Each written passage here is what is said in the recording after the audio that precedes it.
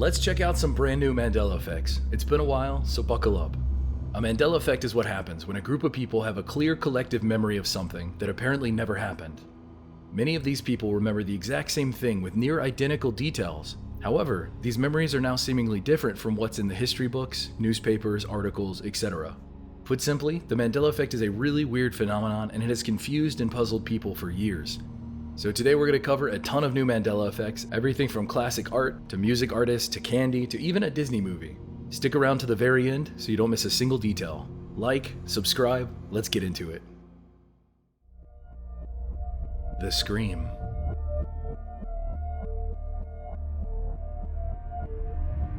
Let's start with a piece of classic art. The Scream is a beautiful composition created by the Norwegian artist Edvard Munch in 1893. Now, this piece was brought to my attention by multiple commenters claiming that something had changed about this incredibly iconic work of art. So let's take a look at it. Are there any details here that you don't remember being here? I noticed something right away, and upon doing more research, it turns out that a lot of people online don't remember ever seeing this gold bracelet on the wrist of the screaming figure. What do you think? So here's an interesting detail. Edvard Munch created at least 5 versions of the Scream.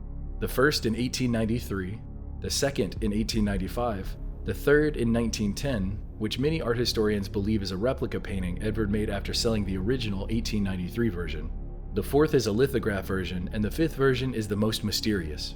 Many people believe that it is actually the first version of the Scream, as it's incomplete and lacks a lot of the colors and details of later versions.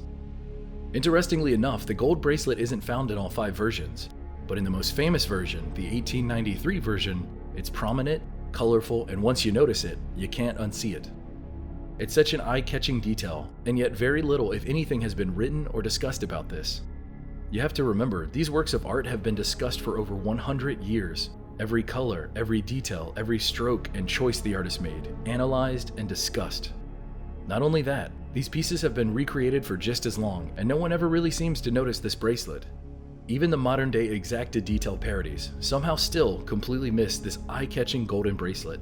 Very interesting indeed. So what do you think about all this? Is this just a detail seemingly everyone overlooked? Or is this the Mandela Effect? Let me hear your thoughts below. Avril Lavigne.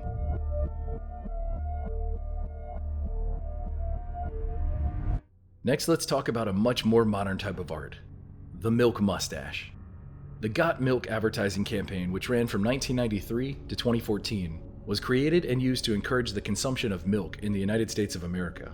What started as simply an ad in California, later was licensed by milk producers and dairy farmers all across America, all with the express goal of selling more milk. What was really strange about these ads were that they used numerous celebrities, musicians, and athletes to sell milk. And in each of them, they always had a milk mustache. Weird, right? What a strange time in American history. Although, as weird as it is in retrospect, I was a kid and a teen at the time, so I never really stopped to consider how strange any of this was. Anyway, let's talk about the Mandela Effect. A bunch of female famous rock musicians at the time did Got Milk ads, people like Kelly Clarkson and Miley Cyrus, but the weirdest one is the one that apparently no one can find today, and that is the Got Milk ad with Avril Lavigne, the pop-punk singer and songwriter that tons of people remember, myself included, but apparently has never existed. The limited details that people have recalled is that she had a white cotton tank top on, apparently suspenders, and that her guitar was in the photo. But that's about it. Go ask anyone who was alive during that time if they remember her doing a Got Milk ad, and more than likely, they will say they remember it.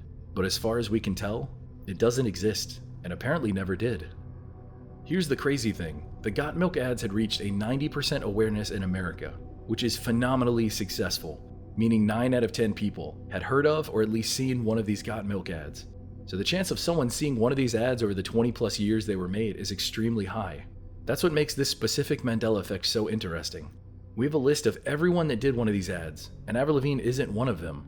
So why do so many of us remember her in one of these ads?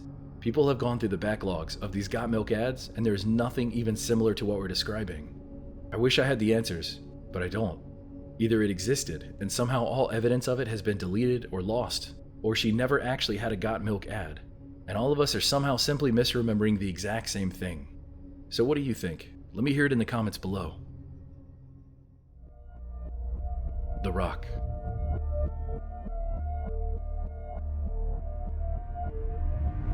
Let's talk about Dwayne Johnson, aka The Rock, the former wrestler and now actor that is somehow cast in everything. Everything from the Fast and Furious franchise, to Disney's animated Moana, to the latest Disney ride turned movie Jungle Cruise. The reason I bring him up is because of his famous wrestling quote from back in the day. Can you smell what The Rock is cooking? I never watched wrestling growing up, but even I had heard of this quote. So come to find out, that isn't actually what he says. In fact, he never said, can you smell what The Rock is cooking? His quote is actually, if you smell what The Rock is cooking. If, not can. This might seem like a small grammatical difference, but it fundamentally changes the meaning of the quote. Not only are there multiple threads online discussing this weird change, but numerous comments from people all over YouTube remembering this quote being can, not if. This misspoken and misquoted line isn't just limited to audio and video clips. It's quoted on t-shirts, media pieces about The Rock, and dozens of articles. Is it possible that everyone is wrong and this is just a mistake that keeps being repeated? Or is this another example of the Mandela Effect? In my research for this, I found videos saying can in the title, but when you watch it, he says if. I even looked up his wrestling theme song to see what it says, and it says, if you smell what The Rock is cooking. So what do you remember? Has it always been, if you smell what The Rock is cooking, or has something changed? I'm curious to hear which one you remember. M&Ms.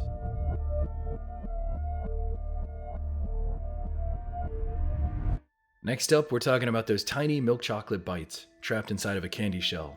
Most everyone has heard of them, M&Ms. Specifically though, their slogan, melts in your mouth, not in your hand. Now, this slogan was trademarked in 1954 and has been used ever since. So if you've been alive long enough, you've probably heard this slogan used before. You know, now that I think about it, candy companies are notoriously good at slogans. Try to tell me what candy corresponds with what slogan. Taste the rainbow. That's right, Skittles. What about how many licks does it take to get to the center of a Tootsie Pop? You're not yourself when you're hungry. Snickers. Slogans are used to convey a message about the product that it's representing. Slogans are used to capture the attention of the audience it is trying to reach. And along with that comes brand identification. It's how companies sell products. They want to embed their name and slogan in your head so that you never forget them. The next time you're at the store, hopefully you'll see or remember their brand and you'll have a positive reaction in your mind, making you more likely to buy their product. So here is where the Mandela Effect comes in. Even though so many people remember M&M's slogan as melts in your mouth, not in your hand, it was apparently always the milk chocolate melts in your mouth, not in your hand. That might not seem like a massive earth-shattering change, but that's certainly not what I remember, as well as tons of other people online. So what about you? Has it always been the milk chocolate melts in your mouth, not in your hand? Or was it melts in your mouth, not in your hand? That's the thing about the Mandela Effect that really weirds me out. Occasionally you'll get a crazy earth-shattering change, but oftentimes it's just slight changes, and they make you feel crazy. Bad memory, misremembering. Could the solution to thousands of Mandela Effects be that everyone simply misremembered the exact same wrong thing across the world? That seems unlikely. I guess it's possible that everyone is misremembering, but the same way, the same thing, across different countries and different languages. This is one of those things we could talk about for a long time, but I'll let you decide. That's the point of this. It's not what I think, it's what you think. Britney Spears.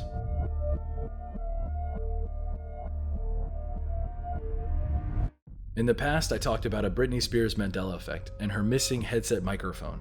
But today we're talking about a different effect. This time, we're talking about Britney's skirt in the Hit Me Baby One More Time music video. Think back to that video if you've ever seen it. I'm sure a lot of you have. Back then, it was honestly hard to avoid. You can probably visualize the outfit in your mind. So here is the Mandela effect. Describe the skirt that she is wearing in the music video. Go ahead, I'm listening. Most of you probably said it was a plaid skirt. As it is now, it turns out that it isn't a plaid skirt at all. It is now simply a black skirt. When I first heard of this, I remembered it being plaid as well, but I was never a huge fan of hers. I asked a couple of friends, and all of them said plaid as well. So what about you? What do you remember? What kind of skirt was Britney Spears wearing in her Hit Me Baby One More Time music video? I'm actually pretty excited to hear your responses in the comments because this one has made a lot of noise online, so let's settle it once and for all. Here are 3 honorable mentions before we get to number 1. Think of these as quick little bonus effects. First up is how the Great Pyramids now have 8 sides instead of 4. That one's pretty shocking, even to me. Next is how Richard Simmons is not only missing his headband, but now his wristbands. They're just gone. What happened to them? Last but not least is a quote from Star Wars Episode 3, where tons of people online remember Padme saying, "This is how democracy dies," with thunderous applause. But apparently she never said democracy. She said liberty. So now apparently she says, "This is how liberty dies," with a thunderous applause. Online, I have seen so many shocked reactions to this one. But ultimately, even though all three of those are pretty fun, I decided to go with the most fun one. It's a mind-blowing update to a classic Mandela Effect. The Jungle Book.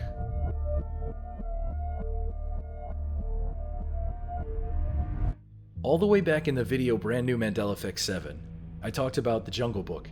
Let's check out a quick clip from that video to refresh your mind. There is a scene in the 1967 animated classic The Jungle Book where the young human Mowgli is being talked into giving King Louie fire. During this song and dance, the bear Baloo joins in wearing an interesting outfit. What outfit is the bear Baloo wearing during the scene? Visualize it right now in your head before I give you some options to choose from. What do you see? Was it a coconut beak and a yellow grass skirt? Or was it a coconut bra and a green grass skirt? As it is now, it's a coconut beak and a yellow grass skirt. This is certainly not what I remember from The Jungle Book, but hey, that's just my opinion. What did you think? The coconut on Baloo's face just looks so off to me. To this day, that's still a pretty big Mandela effect. But now we have definitive proof that Baloo did indeed have a coconut bra, and that something happened at some point to change that. Floyd Norman is an 86-year-old American animator, writer, and comic book artist. He's worked for companies such as Walt Disney Animation Studios, Hanna-Barbera, and even Pixar. This extremely talented man did it all, working on everything from Sleeping Beauty and The Sword in the Stone, to Robin Hood, The Smurfs, Mulan, and even Courage the Cowardly Dog. He even worked on computer-generated movies like Toy Story 2 and Monsters, Inc. All this to say, of course he worked on the 1967 movie, The Jungle Book. I bring up Floyd Norman because years ago he ran a Squarespace website that you can still look up and read to this day thanks to the Internet Wayback Machine, where he talks about his thoughts and feelings on animation, the industry, his dreams, his goals, and lots of insider stories that you'll never hear anywhere else. In a post he wrote called Things You Don't Know About the Jungle Book, Floyd delves into all kinds of fun details that most people have never heard of. For example, originally the Jungle Book story was, quote, dark, dreary, and full of mystery. So after Walt Disney himself viewed the storyboards, Walt yelled out, "This reminds me of Batman!" Apparently this was a shock to the team of artists because none of them ever expected a DC reference from Walt Disney. They even used to gossip back then that maybe Walt Disney was a secret DC Comics fan. Floyd's website has a ton of great details like that, but the one that really caught my attention was regarding Baloo and his now missing coconut bra. Here is his entire quote. Veteran writer Larry Clemens thought having animated characters in drag was a surefire gag. Every time the story team would come up with a wacky idea, Larry would always chime in and say, "What if we put him in drag? That would be hilarious." Eventually, Larry managed to get his way. When Baloo the bear has his wacky "I Want to Be Like You" duet with King Louie the orangutan, we put Baloo in a coconut bra and grass skirt. I think we finally managed to please Larry, and perhaps he was right after all. The zany duet between Louie, Prima, and Phil Harris was a genuine showstopper. There you have it, an artist that literally worked on The Jungle Book, as in drawing that animated classic with his own two hands, has confirmed that Baloo the bear was indeed wearing a coconut bra, like so many of us remember. I mean, this is straight from the horse's mouth. You don't get any more accurate than a first-hand account. This is like if I was commenting on the production of an all-time scary video. I'm the person that would know best. This leaves all of us with a couple questions. Where is the coconut bra? What happened to it? If tons of people that watched that movie remember it, and one of the artists that worked on it remembers it as well, then where did it go? Perhaps it was Disney censorship and all the original copies were scrubbed from existence. But you'd think that at least one would survive if that was the case, or at least a clip of it. This kind of gag at the time wasn't controversial, and if it was scrubbed from existence at some point after, you'd assume that someone out there would have knowledge of that, right? Not to mention Disney as a company has never admitted to changing anything regarding this movie, and it's still viewable on even Disney+. All of this right here is why I find the Mandela Effect so fascinating. Something we all remember being one way is now different, and apparently it's always been that way. It's just unbelievable. So what do you believe?